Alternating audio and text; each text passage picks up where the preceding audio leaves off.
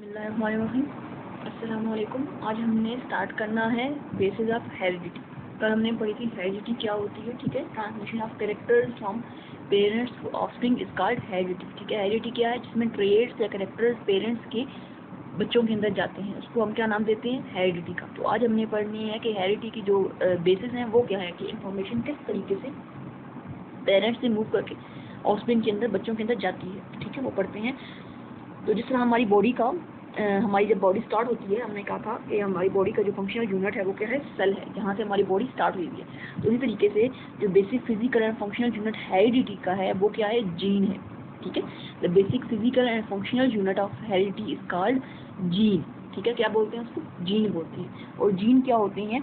Gene ये आपको नजर आ रहा है, ठीक है। ये डीएनए है, ठीक है, क्रोमोसोम के ऊपर जो एग्जिस्ट कर रहा होता है, ठीक है। बेसिकली डीएनए ही होता है क्रोमोसोम। तो डीएनए का कोई सा भी पार्ट जिसके अंदर इंफॉर्मेशन होती है वो क्या कहलाता है? जीन, ठीक है। वो पार्ट ये भी हो सकता है, ठीक है। वो पार्ट कोई सा भी हो सकता है, हम कहाँ से भी कहीं से भी ले लें, ठीक है। लाइक अगर यहाँ से हम लेते हैं छोटा सा पार्ट, ये भी क्या है? जीन है, ठीक है। ये यहाँ से लेते हैं इंफॉर्मेशन, तो ये भी क्या है? जीन है। कोई सा भी पार्ट डीएनए का, ठीक है, जिसके ऊपर इंफॉर्मेशन होती है वो क्या होता है? जीन होता है, ठीक है। तो basic physical and functional unit है जो हेरिडिटी का, जो फंक्शन परफॉर्म कर रहा है, जो इन्फॉर्मेशन आगे लेके जा रहा है वो क्या है? जीन है, ठीक है। तो gene act as instruction to make molecule. Gene के पास इंफॉर्मेशन होती है मॉलिक्यूल बनाने के लिए, और वो कौन से मॉलिक्यूल्स होती हैं जो जीन बनाती हैं? प्रोटीन, ठीक है। जीन के पास क्या होती है? इंस्ट्रक्शंस होती हैं, मालूमात होती हैं कि उसने आगे चल के नए मॉलिक्यूल बनाने हैं, और उन मॉलिक्यूल्स को हमने क्या नाम दिया? Protein.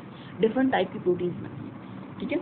And genes occur in pairs, ठीक है। जीन्स एग्जिस्ट करती है in the form of pairs, ठीक है। जो भी इंफॉर्मेशन यहाँ पे होगी, ठीक है, वो पेयर्स की फॉर्म में होगी, ठीक है। ये जो C N G A N T, ये न्यूक्लियोटाइड की टाइप से हम आगे चल के पढ़ेंगे। न्यूक्लियोटाइड्स क्या होती हैं, ठीक है। इनके अंदर इंफॉर्मेशन होती हैं, ये जो आगे चल के लेके जाते हैं, तो ये हमेशा पेयर्स की फॉर्म में रहते हैं। आप देखें यहाँ पे भी आपको ये सिंगल नजर नहीं आ रहे, हम एक के सामने दूसरा पेयर मौजूद है। तो जीन्स हमेशा क्या एग्जिस्ट करती हैं? इन द फॉर्म ऑफ पेयर्स। आगे भी हम मजीद पेयर्स पढ़ेंगे, ठीक है। तो यहाँ पे क्या अभी तक पढ़ा है? Gene functional and physical unit है हेरिडिटी का। जीन के पास इंस्ट्रक्शन होती है मॉलिक्यूल बनाने के लिए, और तीसरी, जीन्स हमेशा पेयर्स की फॉर्म में एग्जिस्ट करती है, अकेले एग्जिस्ट नहीं करेगी, पेयर्स की फॉर्म में एग्जिस्ट करेगी। अकेले तब एग्जिस्ट करेगी जब अगली जनरेशन में मूव कर रही है, ठीक है। Every hereditary character in an organism is controlled by the pair of gene. कोई सा भी हेरिडिटरी कैरेक्टर, जिस तरह हमने कल पढ़े हैं हेरिडिटरी कैरेक्टर, हमारी आई का कलर, जिस कैरेक्टर ने आगे मूव करना है नई जनरेशन के अंदर, ठीक है।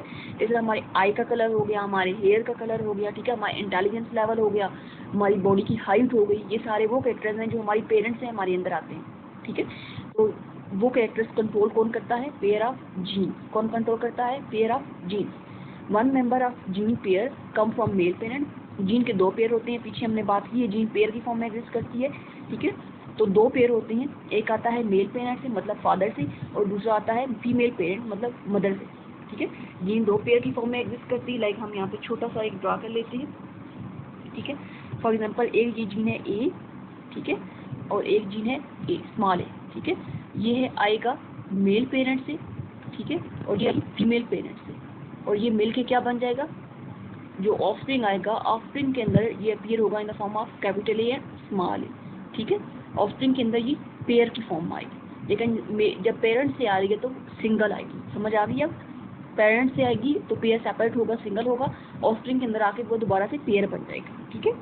इस तरह आपको यहाँ पे नजर आ रहा है इस डायग्राम के अंदर, ये देखिए, ये एक पेयर है जीन का, ठीक है, प्लस प्लस, ठीक है, कोई भी पेयर है, एग्जाम्पल के तौर पर हमने लिए, ठीक है। प्लस प्लस एक पेयर है, यहाँ पे माइनस माइनस एक पेयर है, ये मेल पेरेंट है, ये फीमेल पेरेंट है। जब बच्चे के अंदर जो गया gene pair, plus single parent, single यहाँ से आया प्लस, और सिंगल नेगेटिव यहाँ से आया, तो प्लस माइनस बच्चे के अंदर शो हो गई जीन, ठीक है। मतलब यहाँ से एक आएगा और यहाँ से एक आएगा। इस तरीके से एक और एग्जांपल ले लेते हैं, ठीक है। अगर यहाँ से प्लस जा रहा है, ठीक है, हम यहाँ पे साथ साथ जाते हैं, ठीक है। लाइक तीन चिल्ड्रंस हैं, ठीक है। अब इन तीन चिल्ड्रंस के अंदर, तीनों बच्चों के अंदर किस तरीके से पेयर जाएगा, ठीक है। एक पेयर जो जीन जा रही है, मेल के अंदर क्या है? प्लस एंड नेगेटिव है, फीमेल के अंदर भी क्या है? प्लस एंड नेगेटिव है, ठीक है, एक जीन का पेयर है।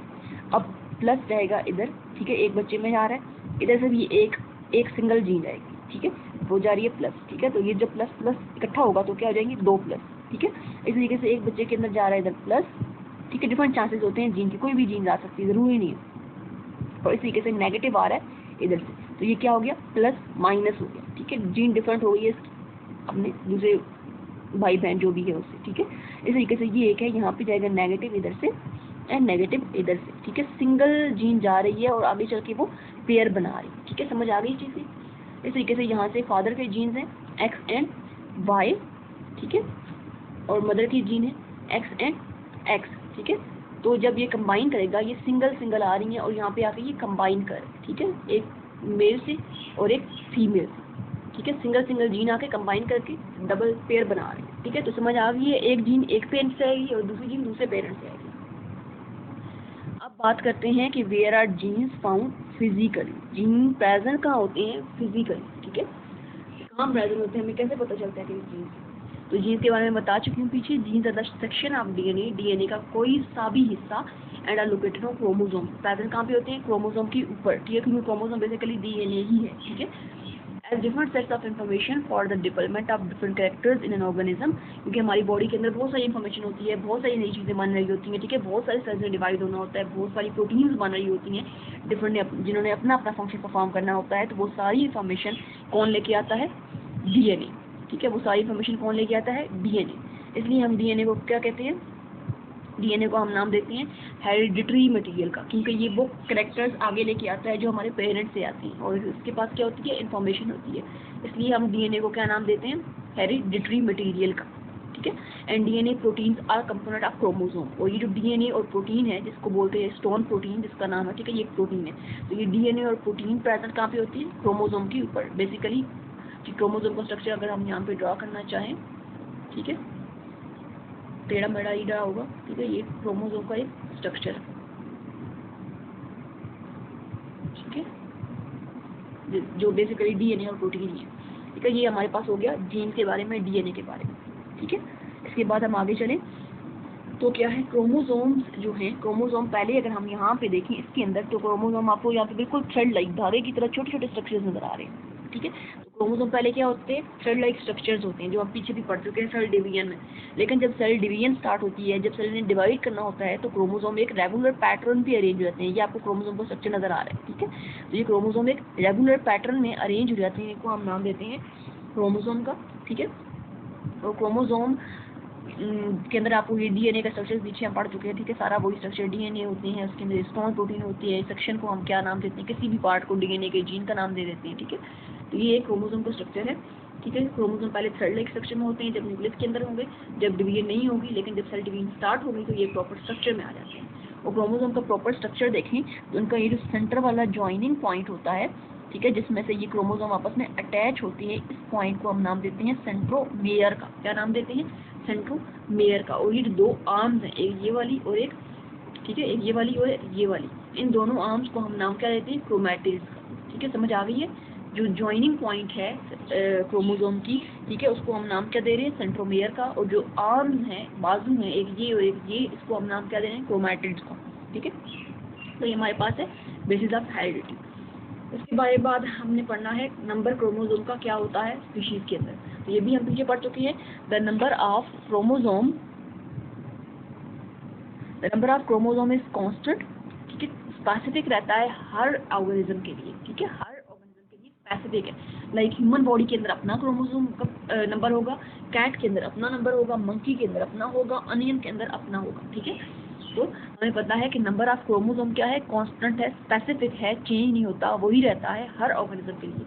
सारे इंसान, ये नहीं है कि एक इंसान के अंदर एक और नंबर ऑफ क्रोमोसोम है, दूसरे इंसान के अंदर क्रोमोसोम का नंबर चेंज होगा, बल्कि सब इंसानों में क्रोमोसोम का नंबर एक है, सब बिल्लियों में, कैट्स में, ठीक है, एक है, सब डॉग्स में डिफरेंट है, ठीक है, डॉग्स में एक है। इसी तरह डिफरेंट जो ऑर्गेनिज्म है, डिफरेंट ऑर्गेनिज्म के अंदर डिफरेंट होगा, ठीक है। In general body cell, general body cell मतलब हमारी बॉडी की कोई भी सेल, लाइक हमारे नेल्स के सेल है, हमारे हेयर्स के सेल हैं, हमारी स्किन के सेल हैं, ठीक है, या हमारी बॉडी के अंदर स्टमक के सेल्स हैं। तो उन सेल के अंदर उन सेल्स को हम बोलते हैं सोमैटिक सेल्स, ठीक है। उनको क्या बोलते हैं, सोमैटिक सेल, जो हमारी जनरल बॉडी के सेल होते हैं, हमारी बॉडी में किसी भी जगह पे कोई भी सेल है, ठीक है, उनको हम क्या नाम दे रहे हैं, सोमैटिक सेल्स, ठीक है। उनमें क्रोमोसोम्स होंगे पेयर्स की फॉर्म में, ये बात आपने माइंड में रखनी है। हमारी बॉडी के जनरल बॉडी सेल में, सोमैटिक सेल्स में क्रोमोसोम किस में एग्जिस्ट करेंगे, पेयर्स की फॉर्म में एग्जिस्ट करेंगे। But in the gametes